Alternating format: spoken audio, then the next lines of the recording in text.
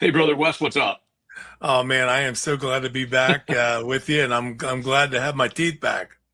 Well, I was just going to say, you just said before you come on, says, because as we were doing a pre-show, you said, as always, when you see the pearly whites, it's time for us to start recording. And I was just going to say, I can't see the pearly whites anymore with that white beard thing going on. I mean, Well, and last week it was the pearly white because I only had one tooth. So yeah, Well, it was an interesting look. It was a little. Okay, can I say this? I think I can. I'll get away with it. I mean, hey, what the heck? It was what I would expect from somebody from the state of Ohio. Oh, oh that was bad. man, Oh, that was bad, wasn't yeah. I think you have to go a little lower before you start getting into the missing teeth. But I will it? tell you, you'll appreciate this because I'm sure you remember him. And old Edgar Bergen had Mortimer Snurd and Charlie McCarthy, and I told Jules I thought I resembled the Mortimer Snurd doll. Yeah, that I do remember, and that's true. Yeah, there is a resemblance. It'll never get Great, out of my head, so I appreciate you sharing that now. that's good But stuff. I could smell. We could hit the real big time, and I could call you Snurdly, who was Rush Limbaugh's sidekick. I could just Yeah, call you Snurdly. That would that's work right. great. There you go. Hey, guess what? We got this dude on today. Oh man. I got his book, and I sent you a pic. I don't know if it'll work out popping it up whenever we're talking or not, but Joe is a I mean, he's a great dude. I met him and his partner down at NFBA. We got to know each other a little before that, and the dude's energetic and he's smart and he's sharp and he's a networker. And I don't know, we could talk for an hour or two, but he's probably getting bored. So let's go talk to Joe. What do you think? I think that sounds great. Let's do it. Keep smiling. I can finally see your All teeth. I like 'em. All right. right.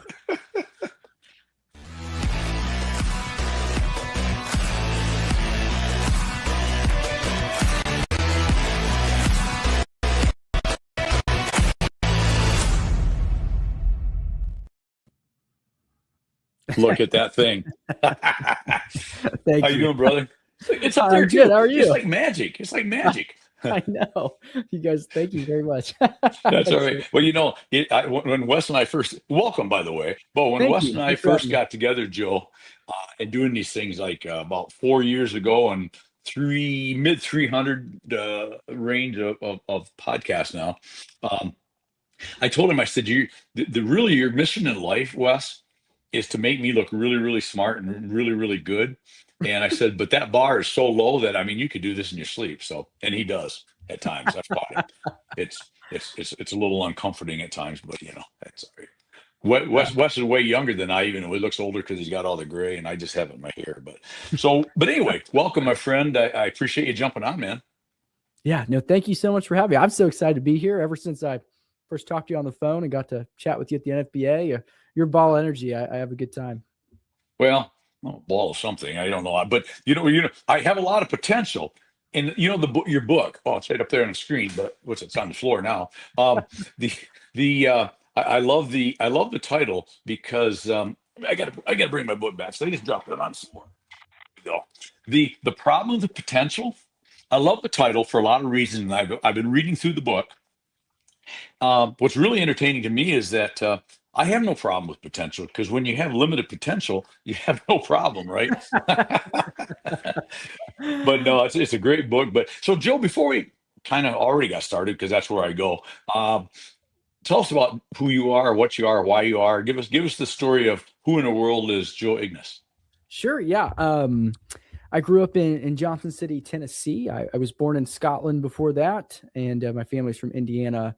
Kind of lived over Iowa, Wisconsin before moving to Tennessee, and ended up going to University of Tennessee and did some accounting and finance background. Got my start in business doing door-to-door sales, so traveling salesperson. So that's why I relate to your book. Yeah, I love it. I love it. I used to sell in Oklahoma, Georgia, Virginia, Texas. We travel every summer and we'd go work 80 hours a week and on a straight commission book sales. And there's some educational apps, I guess. But yeah, it was a lot of fun, right? We work with families and help their kids get better ACT scores, or we'd have a Bible set that we'd sell and like early reading things. So I did that for a while, and then I recruited 43 people to do it, was a sales manager, and I was running a 35 sales rep college student organization when I was 24. So we would sell like 1.4 million, like 11 weeks in the summer. just books. That's And amazing. it was fun. I enjoyed it. And it's actually what led to writing this book, and starting Velocity 360 and before that, my consulting company. Because I just really loved helping people essentially break through the mental barriers that hold them back, in the pursuit of helping others. So, I'm a Christian, big Jesus guy, married, have one daughter. I have another baby on the way this September. So I'm excited about that. Did you And tell me that? Because I don't think I congratulated you. oh no, thank you. I did not tell you that because I still need to tell a couple of family members. Oh, But now, wow. So they come before me. I see how this is. that's exactly This is right. going poorly already, Joe, but Um, okay, continue. yeah, and at the end of my life, if my legacy could be that I impacted a lot of people positively, and I helped others, and I put God first, and was a great dad and father, that'd be a great life for me. Um, just so happens with my sales skills, leadership skills, financial, like understanding of numbers, I'm able to build companies and help a lot of people that way. I always tell people, like, our mission at Velocity 360, we really just believe that when local or privately held companies win, the local communities, charities win. We end up working with a lot of business owners. Oh, and if you'll scroll up to the top there, Wes, hit industries right there, hit the pole barns drop down. That's probably the most important thing. Pole barns, steel, things like that, specifically for the people who are going to be watching this live or watch the recording. But that's why we do what we do. We get out of bed because when some of these companies, a barn dominium company, a furniture, a shed company, manufacturer, when they do well, they hire local. They're usually giving to churches and charity. They're impacting lives. And I just tell people we're not really interested in working with cigarette companies because they kill people. I would tell people that, no, I'm not judging anybody who's doing smoke cigarettes or whatever, but just those companies know what they're doing, and I'd much rather be an empowering company, that supports people, that actually makes sense in the world in some way. And so that's just a little bit about me. And I just wrote the book because, man, I wanted to help the people I was mentoring, and also basically everybody overthinks. So Right. I overthink, we all overthink, but one of the strengths I have is to work through those things logically. You've got the emotional thinkers, you've got the logical thinkers. I would definitely be on the more logical side. There's even a part of the book where it's like, you have social risk versus, actual harm risk. And what's the difference is one actually can hurt you physically and the other one's in your head. And just like those types of, conversations in your own mind, why do you care if you get rejected? You'll appreciate that. A lot of people so afraid of rejection. It's just like, well, he just told me no. They didn't tell me, Joe, I don't like you, and because of you, I'm telling you no to your product or service. It's like, no, there's like, we don't need your product or service right now. It's like, okay, not a big deal. Move on. Like, don't let it hold you back from reaching your goals in life. Yeah, well, exactly. And I love that because so much of everything we do is mindset, right? And you're talking about mindset. If you just understand that, and it's a hard one for younger sales guys, and younger as in not necessarily by age, but just length of time in the profession of selling or helping other people get what they want or need, right? But I think it's so easy to get wrapped up in that emotional part of the selling game. And I think what's interesting to me is it is a lot of emotional on behalf of the buyer, but it has to not be emotional on behalf of the seller, because otherwise we fall right into exactly you got another call to make in an hour. You can't let this one that goes overly good or overly bad influence the next call, right? Because if you do, you're either going to be overly confident because you just murdered it right in this last Right. one, but you got to do it again because it's a whole new customer. You got to read the room, right? But you also, the worst, I think, and you kind of hit on it, is you can't go in there down in the dumps and life sucks and I hate everybody because everybody hates Joe or everybody hates Randy now. Like you said, I loved it. Is they just simply not right time or place, or just not the right product, not the right service. They can't afford. Well, there's a million reasons, right? But none of them probably is I just don't like Joe. I suppose Right. that could happen occasionally, not with you. I've had a couple times, believe it or not, that they probably just didn't like me. But Sorry. but I mean, but even with that, oh well. I mean, No, 100%. I think so. So I think people tie the emotions to sales because they think sales, I think a lot of people think sales is luck or personality based, and it's just the furthest from the truth. The reality is sales is a formula, and the formula has a name. It's called sales velocity. So every salesperson has something called a sales velocity metric. Okay.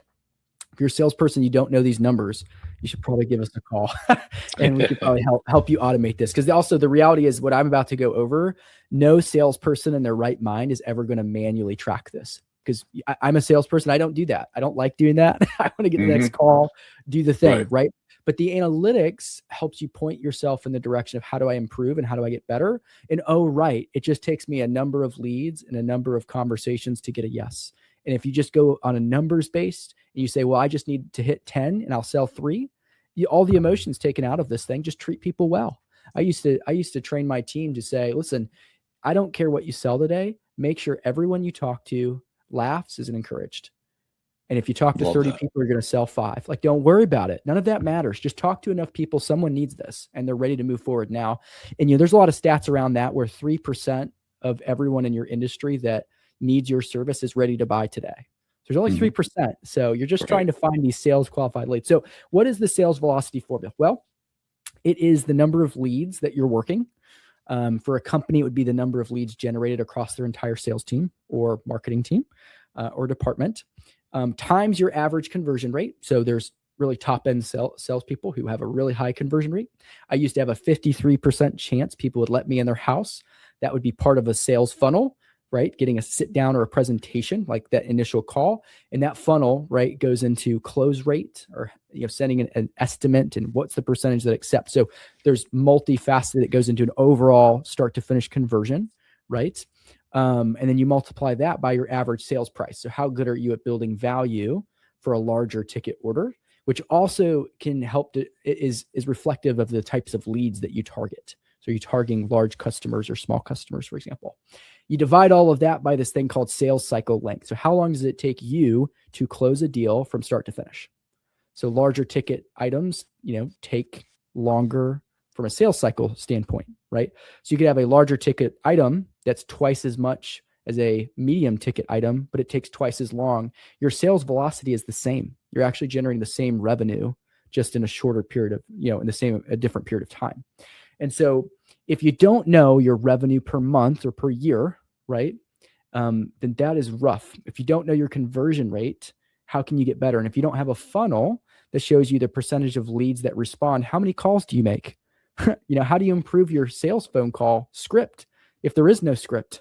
If you don't know the percentage of success rate of your actual phone conversation, how many actually book with you? Is it 20%? Is it 50%?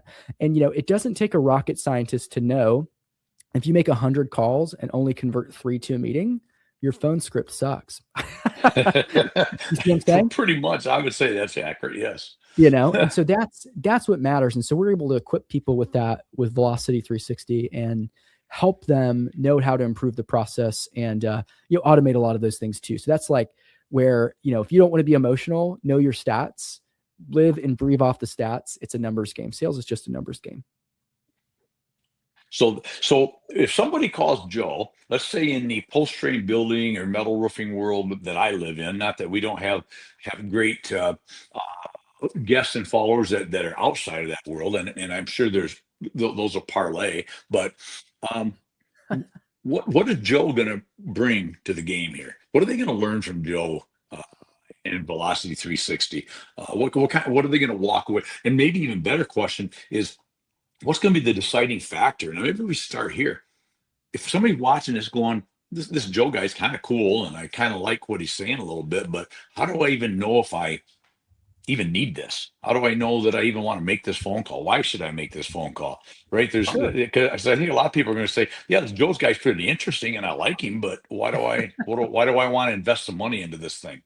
No, sure. Yeah. So what I always tell people, I'll just start with like what we are, so you can understand. We've already explained why we do it.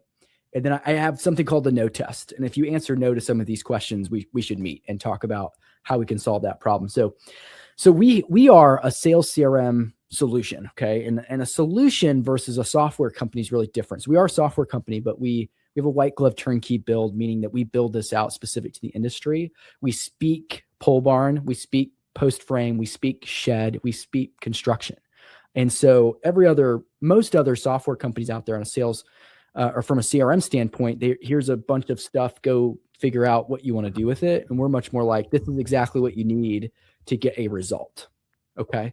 And the end result that people get from this, we're sales velocity and response rates, right? As part of that sales process, right? Sales solution.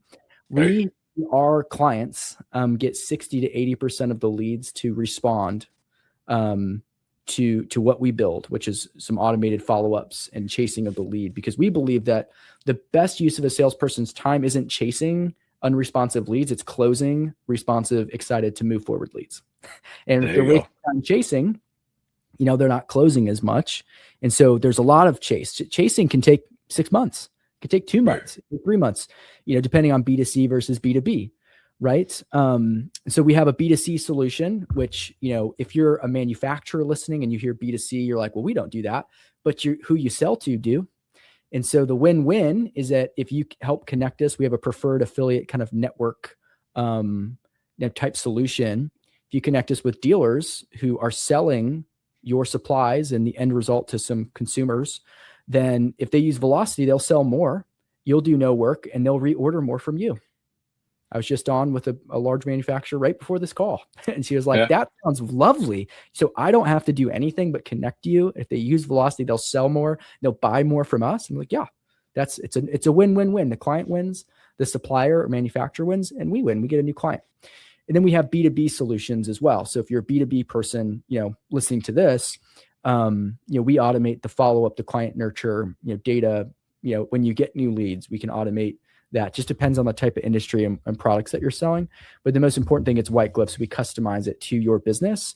Generally, you need to nurture your clients, right? Generally, you need to get to the new leads quickly and all of those types of things. So the end result for both of them from an analytics standpoint, most people, right? Here's a no test. Can you see which leads based on which product lines close at the highest rate? The answer is almost always no. Okay. If you're a B2C company, do you get to every new lead within 60 seconds from like your ads or your 3D configurator? The answer is always no, because there's a human limitation. If you're closing someone, you can't call a new lead. So we want to automate that chase. So, if you're B2B or B2C, do you follow up with unresponsive leads, whether you're prospecting, you've got your list, or you have a bunch of people of unresponsive from your ads? Do you follow up at least 14 times for unresponsive leads every time? Answer is always no. So we don't have time to do that. We need to focus on the hot leads. But the beauty of our systems, we have so many clients on touchpoint 12, 14, 15, they'll get a response. And people will ask me, it's like, well, listen, if you sent me 14 messages, I would be so angry. It's like, what do you mean? These aren't used car salesman content. We have the client tell us what they want to say based on their style. Like, why would you send bad content? Why would you send something pushy? That's not how we do it. We just envelop, hey, what would make the client feel like you cared about them? And what's your brand voice? And we match that. The reality is most of these leads forget about you. They shop, they fill out a bunch of forms. They've got a lot of people emailing them or calling them. And there's just so much volume, they just forget. They get busy. They need to remember your name. You need to stay top of mind for when they're ready. Everybody else is going to be trying to do that. And if you do it best, people will call you. If you get them on the phone, they go through your sales process. And that's the best part of most sales teams, is they're good at getting people to the next step if they can get them on the phone. And that's what we want to help automate for them. Hey friends, it's Randy here, the owner of Source One Marketing, ibuyfromrandy.com. And I got to tell you, we are proud to sponsor the Building Wins Live podcast and vlogcast. We have 4+ decades in this beautiful industry of supplying materials, supplying services, supplying marketing assistance, and we just are proud to sponsor Building Wins Live and some great guests that we have every single week, many of them from our beloved industry and many of them from outside the industry that still bring some incredible content. So make sure to check us out at ibuyfromrandy.com and let us know what you think about this show. For now, thanks for checking this out. Let's get back to the show. So anyway, so that's kind of what I would say. If you said no to any of those 3 questions, you have a leaky bucket. And if you don't know those analytics, like, do you know your average conversion rate by product? If you say no, then you can't manage what you can't measure. If you don't know, like, do you know how many leads by source you generate every month? Right now, you could like look at easy. It's just there, right? The answer is usually no. Most people know their average package size or price. Almost no one knows the average sales cycle length. They're just firing from the hip. It feels like 60 days, 90 days maybe. It's like ours actually just tracks all of that. With the construction related sheds, barns, post frame building, roofs, whatever the case may be, it's a it's a kind of it's a B2C typically, right? Because you're working with a builder that's selling to the consumer. Could be B2B depending on the nature of the relationship. But I think you see something you hit was really spot on. Is I read some statistics somewhere, and I don't have it right in front of me, and I should have, but but you kind of touched on it. Is most sales guys, and it's probably not even their own fault because they don't have a system, and they're busy closing the next deal that's available to them. But it's a large percentage of people, as you kind of touched on, don't buy until the 8th, 10th, 12th, 14th connection. And by that time, the average salesperson's forgot about that customer completely. And as you said, the customers completely forgot about you. And there you are. That's why you're missing those opportunities, right? Right, 100%. So it takes about an average of 7 touches even to start a conversation. So the reason we say 14 or ask that question is you want at least 14 times to get the initial touch point, right? The initial conversation takes 7 to 14 touches, and when you get an inbound lead, I have people tell me, well, we get to them same day or the next day or 72 hours. It's like, guys, if you get to them within 60 seconds, it increases your close rate 381%. It increases your response rate 1,000%. So instead of 7 touches, you immediately have them on the phone. How much faster are you going to close them? So what happens is when within 60 seconds, your sales cycle length drastically decreases. And what did we just do? We just increased your revenue per month.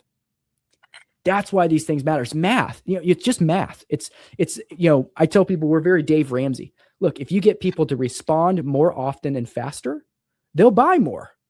Right? They'll buy more often. You convert more leads than if less leads respond. It's pretty undeniable truth. Dave Ramsey says, spend less than you make, you won't be in debt. It's a simple right? concept, right? And what people have struggled with, like we work with companies with up to 100 locations all over the US, been in business 50, 60 years. And these companies are trying to modernize and they're not very techy, or they're techy and they're just busy and there's a lot to manage. But this CRM problems existed since businesses have began, and companies that are 50, 60 years old, 30 years, 5 years, doesn't matter. They struggle to solve this problem almost their entire existence. And we're able to solve it between 37 and 60 days, finally.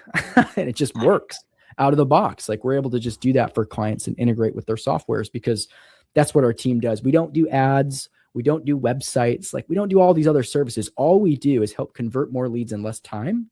And revenue goes up. That's the end result. If you have higher response rates, it's not hard for a sales rep to talk to people when the person said, oh yeah, please call me, and they just need to follow up with the hot leads, and that's what we do for people. It's a transformation and modernization. So you're starting with the salesperson in an organization with the lead in place, not marketing for the lead, not branding. You're just looking at, so however that happens, this person reached out in some shape or form and said, hey, Joe, I think I like your product. I might want to talk. And that's where we start. That's right. So the company that this is for so I'll talk B2C and then I'll talk B2B. So the B2C solutions for anyone that sells direct to consumer who's running advertisements on Google, Facebook, wherever you might run ads, essentially. Perfect. You are in the place where you are now spending money and you need to get ROI on those leads. On those dollars you're spending, and you're probably lacking visibility on which ones convert best, the conversion rates that make this a math problem, and you're probably getting overwhelmed with so many leads that you can't possibly follow up with all of them to maximize your conversion. So B2C dealers, manufacturers that have a corporate sales team that sell direct to consumer and have dealer networks, like anyone like that for B2C it's the perfect solution. It's how we got into the industry. For B2B, we have like metal manufacturers, things like that, where they've got lead flow. How we change it is, they'll have some inbound leads, but generally their workflows are mostly about automating reminders, follow-ups to maintain reorders. Okay. So we have like more of a reorder type sequence or workflow. Everyone needs to check in once a month. We have a voicemail automation where it can be literally your voicemail. Like it calls the lead, drops a voicemail that is literally you, recording it, and shoots a text checking in once a week, once a month, whatever their cadence is. There's some fast-paced lumber industries that are like every day trying to update pricing. There's all sorts of things. Just depends on the industry, but they need to automate the follow-up and have the analytics just as much. Well, that makes sense. Excuse me, because I'm thinking in the B2B world, which is where I live, especially if you're setting up customers that are rebuy scenarios. I mean, that's the goal, right? They start handling product X, whatever that is you have. The goal is you're going to continue to get repeat business, whatever that cycle is, daily, not usually, but weekly, monthly, semi, whatever the case is.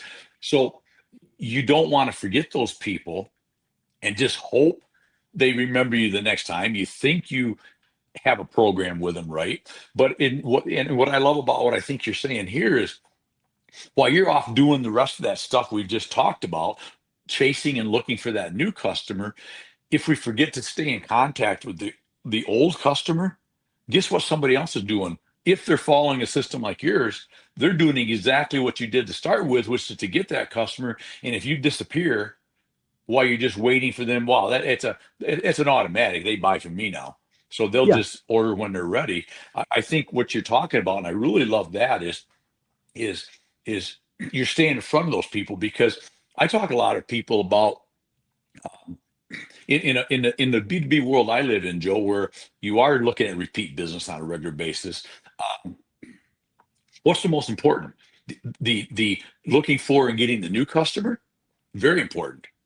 But it's equally important and gets forgotten to maintain the business that you already have, because if you lose the old guy, if you will, because you spent no time with him, you didn't continue to nurture him, you didn't continue to let him know you care, love, and appreciate him, because all you're doing is chasing a new guy.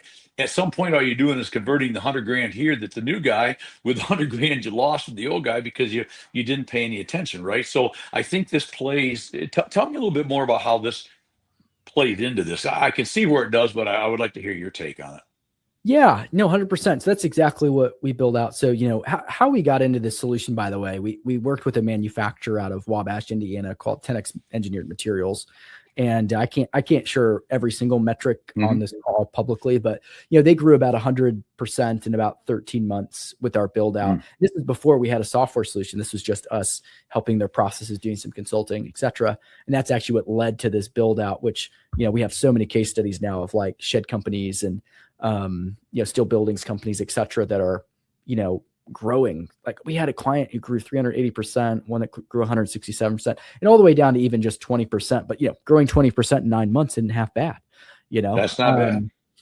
And so on the B2B side, you've got to it's a reorder business. Like you just want people to buy again. But the thing is, it's all math, right? So what's the sales velocity of a rep? Well, a rep has 40 hours or 80 hours, however many hours a week that they work, and they have tasks to maintain a client base or gather new ones. As your client base grows, the ability to acquire new clients decreases because you have all of these tasks. So what we do is we look at all those reorder tasks. We would sit down with your business and figure out your style, all right, on a reorder workflow. And it's like, okay, you're doing this regularly. You're copying, pasting these texts. You're saying the same thing on the voicemail. Let's package that into a workflow. And it just now it just happens. We just freed up 80% of that time that you can go acquire new customers. What would that do for your business? Oh man, it'd be huge. Huge. That's what we sell. There you go. I like it. That's good stuff. So let's talk about real quick too. So you tell us how do people get your book? Because I've been reading some of it. I haven't got fully through it yet. But what I've read so far is incredible. Tell us a little bit about the book, where they get the book, and then let's talk about the final thing, because I want to be cognizant of both our times. I want to talk about also the value of networking, because you're an incredible networker. And when you first reached out, and I watched you work the room, if you will, the big room of Oklahoma City when we was together a couple of weeks ago at the National Frame Builders Association conference and expo. And it was, I felt like I was everywhere, but I was always everywhere almost behind you. It was like you were everywhere on steroids. It was like everywhere I looked, I couldn't turn around and there's Joe. I mean, I think if I'm not mistaken, I showed up one place. I gave a short talk at the Woman in Post Frame. No way Joe's going to be there. And there's Joe and Brandon's your partner, right? That was Yeah. with you. I'm Yeah. going. I mean, I'm I'm the only male here, I think, just about. And then you two come wandering in out of the blue. It's amazing the effort. And so my question is that normal and natural? Let's go back to the book in a minute. I want to stay on this. Is that normal and natural for you? That's just what you do. That's who you are, or is that a planned understanding of how we need to go to market and how we need to do business, or both? I'd say it's a little both. I mean, when you go out to a different area and you're a road warrior and you're selling books door to door in a county all summer, it's like you just left for 12 weeks of everything, basically no breaks except for Sundays being off. And like that's your job. And you've left all your friends, your family. It's like my mentality is if I'm going to do that, I'm going to make it worth it. So, I'm away from my wife, I'm away from my baby. I'm here for 3 days. I'm gonna make this thing worth it. I'm gonna go meet everybody I can meet. And I have no idea who's gonna have this need, but I'm gonna go ask the questions. Hey, do you get to every lead within 60 seconds? Can you tell these things? I just ask my no test and I just get to know people. And I just want to know where are they going in life? How's their business doing? How can we serve you? How can we help you? And you tend to meet some really cool people by doing that. And, there's no point in sitting in the room, not meeting people. Right. And, yeah, I don't know the women's, thing. When you said men are allowed, I was like, I'm going, like, let's go meet some people who are like movers and shakers in the industry, because Exactly. you're not invited to that if you're not a mover and shaker. And we met some really nice people there, and people that we have meetings with who had the need, who are looking for partnership or looking for, needing to utilize Velocity 360. So that was great. We went to the Christian one. I sat next to somebody who knows one of our clients in Iowa, right down the street. And one of our clients manufactures the furniture they buy, and that client buys the metal from them. It's just like, Nice. it's a small world in this industry, really, And it is. Yeah, if you're going to go to a trade show, you need to go meet everybody, start shaking hands. You just never know what connection, and, we advertise on the Shed Geek podcast, and we're partners with them, and we're the preferred, CRM for their podcast. And that's actually how we found you. I listened to an episode and reached out. And that's what Riley, who's my marketing manager, she actually pulled every guest from the Shed Geek podcast. And she's like, who should we network with? And she makes a list and she starts getting the reach outs going and like organizes it all. Because if you're a mover and shaker, you're on a podcast, like you're somebody that we want to know, because we don't want to just be some CRM. We want to be a trusted solution. And, when we can get people like yourself eyeballs on what we do, and if you're like, that would help so many people, that's all we want to do. If you hear of the need, just send them our way. Like that's what happens. Word of mouth advertising is the number one best thing you can do in marketing. And we're a big influencer marketing style company where, if people see it and they love it, then they usually know people who need it. Exactly. Well, and you nailed something as you was talking there that I found that I'll talk about anybody, anytime, anywhere with anybody is visibility equals opportunities. There might be an article, or I mean, a chapter in my book titled that, I think, if I remember right. But I think it's so important if you're going to go to a trade show, wherever you're going to be. A trade show isn't the 4 hours that the show floor is open. That's a small part of it, really. If we're getting real honest, the biggest part is the meeting up with somebody in the host hotel lobby, riding the elevator down with them, at the coffee shop, going to these events that happen. That's where you meet all these people, and you meet them in a non-confrontational, non-pushy, just, hey, how you doing? My name is Joe. My name is Randy. What do you do? That's what. Those are invaluable, and so many sales guys miss those opportunities because either they don't recognize them as opportunities, or I don't want to do that because I want to go to the bar with my buddy, right? And but if you go to the bar with your buddy, would you at least go to the host hotel bar where all these other people are, right? That's right. And you just nailed it. I mean, I love that. And but I really did want to give you a shout out for that, because I was multi times impressed. So let's Thanks. finish up with your book. How do we get it? How do people get a hold of it? And then and how do we get a hold of Joe? Because I'm sure a whole lot of people are going to want to call you now. Oh yeah, thanks. Yeah, so my book you can get on Amazon. I think it also sold on I have a personal website, joeignace.com, that hasn't been updated in a while, but you could probably get it there. But yeah, get it on Amazon. You know, that's probably the quickest shipping option. And the whole book is just built on this idea that we all have limitations, and we usually limit ourselves when we focus on ourselves. And so if you want to reach the greatest potential that you could be, right? So an end result of impacting the most people that you could, is my definition, then you have to take action in the pursuit of helping others. And so if you pursue helping others, you'll usually push through the mental barriers that you would just leave there, that you would never do. Because if it's just you, we get comfortable. If you just focus on you at some point get comfortable and you say, well, I don't need to grow anymore. But if you're in the pursuit of helping others, there's always somebody who needs help. There's always somebody who needs you, and you'll push through those barriers is the basic idea of the book. And there's a lot of things that back that up. There's a lot of studies in there that talk about how, you know, we have this cynic within who says these words in our minds where we're not good enough. We can't do it. There's self-talk, you know, discussions, all sorts of things that help us overcome those pieces, because you do have to become the best version of yourself if you want to help the most people in the world. So that's kind of the idea of the book. But, you know, when it comes to contacting me, you can go to velocity360crm.com. If you just book a meeting that actually goes to my calendar or Brandon's, I'm usually there. So that's the best way to do it. You know, you could email me, Joe at velocity360crm.com. But that booking link is probably the best way to get a hold of me. And email would be a good secondary. Perfect. Love it. So as we wrap up, we always use Wes's favorite thing, the SAQ, the seldom asked or should ask question, excuse me, or seldom asked if I forget. What do you wish when you're out and about, people talk to you, or you just ride in the elevator down and you introduce yourself and what do you do, Joe? You know, the typical elevator chat. What do you just wish business people out there, sales guys out there, guys and gals, I use guys for everything. What do you just wish they'd ask you that people just don't ask? You know, I was thinking about this, and I think my answer to this is just some stories of what they don't ask. People usually don't ask the question of like, what if it worked? You know, they're usually trying to find every reason where it wouldn't work. And instead of considering what if it worked. And so I'll have a lot of people, you know, they've been in business for a while, clearly successful companies, right? Like most of the companies we work with are quite successful. Like they sell a lot, and there's nothing wrong with what they're doing. And, you know, suggesting Velocity is a good fit doesn't mean they're doing anything wrong. It just means that there's revenue on the table. And so the idea is that, like, wouldn't you want that revenue to be captured?